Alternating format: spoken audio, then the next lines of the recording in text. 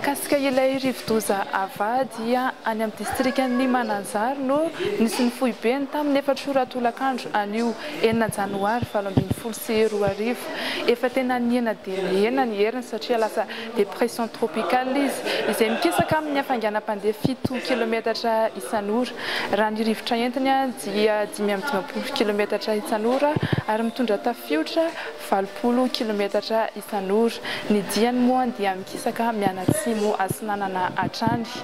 Vinavinaina hivoaka any atsimony Mananjary izy ny hoanina ka noho izany dia mbola manan-kery hatrany ny filazana loza ho an'ireo distrika sy faritrana iray izany teo aloha, izany hoe ho an'ny distrikany Manoro sy Marilambo, Ifanadina, Ikongo, Manakara, Mananjary, Nosy-Varika ary Vohipeno dia voatazona hatrany ny filazana miloko mena.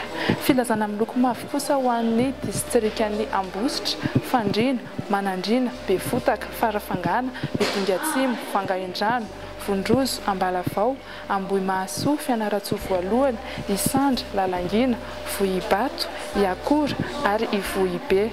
Filazana loza miloko maitso ho an'ny distrikany Amboasary Atsimo, Betroka, Tolaniaro, Bekily, Beloa, Ambovombe Androy ary Tsiombe.